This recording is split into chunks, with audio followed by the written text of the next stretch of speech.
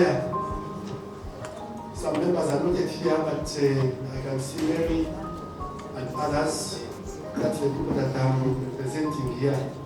And we are talking about our journey on the level of teaching, learning, and other things that are presented within our Pedro partnership. How do we look at this? We try to look at the objectives that the Pedro fraternity has, or we are working on. The first one is technology enhanced learning, engendering courses, student-centered learning, policy engagement, innovative assessment, and course redesign. The blue line, this blue line is where we began from. It shows where we began from. And then the red line is where we are this June 2019. I begin with technology enhanced learning. When we got the average on the scale of 5 is 2.8, meaning that we're actually low. Why? Some of us were near only using lecture method. You come, you teach with notes, then you go out. You come, you teach notes, you get out, and that was what was happening. Whereas some others were using either PowerPoint or some emails, WhatsApp had come already, but the level was low. Then engendering,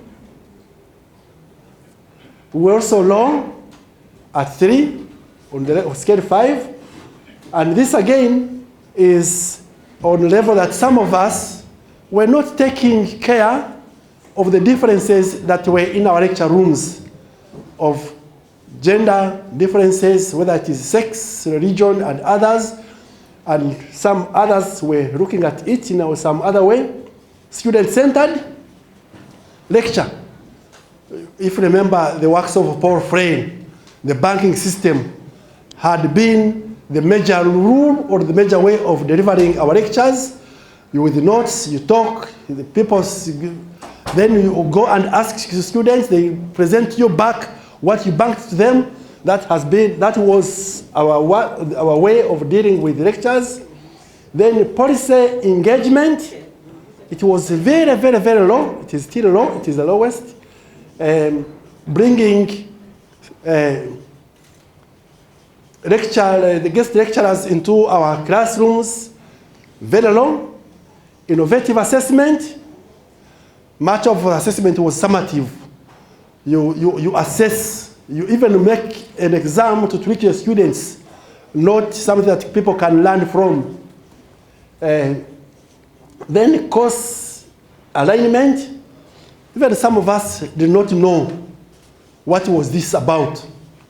It was like a requirement of our regulatory bodies, but not something that had a lot of meaning. And where are we today? After attending our initial workshop, we found that we are moving forward. We are moving ahead. There is a very big leap from 2.8 to 3.5 on technology-enhanced learning. We have started using technology, most especially on the way we deal with the students' work and how we approach them. We have made another serious leap, the biggest perhaps, from 3 to 4.3. Everybody is now becoming sensitive and aware and taking care of the differences that we have in our lecture rooms. Student-centered, case teaching, drama, and other ways of where students get engaged with each other, they learn from each other, has increased from 2.8 to 4.5. Then policy engagement. We have started, but not seriously, started bringing guest lecturers into our classrooms. The major problem here there are two major problems. One is financing them, because this is institutional. The second one is you approach and they don't come. You approach and you fail to get who is to come and interact with the students. The other one, innovative assessment from 1.8 to 3, and this is another big group. So we have now started getting progressive assessment, especially on courseworks. So we are moving forward, and course alignment, I think with this speaks for itself. We have started aligning our courses to the mission, vision, and other things of the university, and also see that objectives and outcomes go together. And that's where we are as people of ethics. I thought people would clap for us. Okay. Thank you very much. Sure, people will clap for you. Let's give that group another clap. Oh, very much. Okay, thank you. Let's have some quick responses to the presentation, please. Questions or some points of clarification. I'm more interested in understanding this fluctuation. What causes this? What the line, although we made lines like this, it is not a movement from one to the other. The movement is actually on here, from here to here. The movement is this. Yeah. So they should use no, but we thought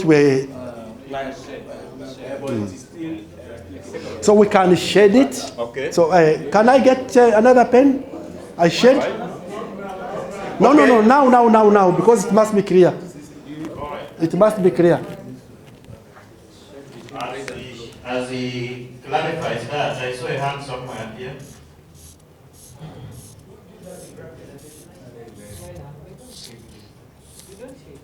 For me, I have a minor comments for the presentation. When you are comparing two issues, you are not going for line graph, because line graph show the trend. Is why we say from across last year to this year. But what you put in line graph, you are comparing those six blocks. Is why some people they want to ask you why of this hump, which is not really you are comparing. So for comparing is more of the bar graph or the histogram. So what would you call this? It's wrong?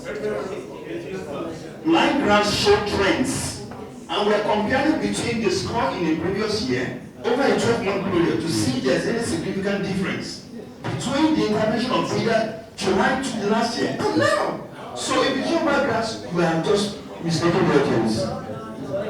What is the, okay, so it's very easy. What do you put in x-axis and what do you put in y-axis? What is the level of x-axis and y-axis to show the trend? So here we showed our objectives. To your left, you can see 1, 2, 3, 4, 5, 6. What is that? That is level of score over a period. Score is a score performance. Y-axis, x-axis. You can find the criteria, each of the major issues we are measuring. What is the trend now here? Now, the trend shows, you can see a green line, you can see a red line. Can I- You are mistaking us. Can I say something? Yes, Susan. I think that we are getting into a debate that will deviate us from what we are supposed to do. Yeah. If you note that there is a mistake in the way the lines have been used, please listen to the presenter and take in what he's saying rather than just focusing on the dots and how they are joined. These things here are quite distinct and we know what we are talking about. So when they are talking about this student-centered and they are here, or they are talking about policy engagement, and they are saying that they have not been bringing resource persons or guest speakers, understand where they are. Don't look at how this connects to this. If it is a mistake, let's note it, and let's not deviate from what we are supposed to be doing, because it will take us outside the scope. Thank you. Thank you. Thank you for that clarification. Can we say that that is very clear and we are satisfied? Yes, yes. All right. All right. So let's clap again for that group. Mark, I have not clapped. All right. Mark, clap for us. Let's have,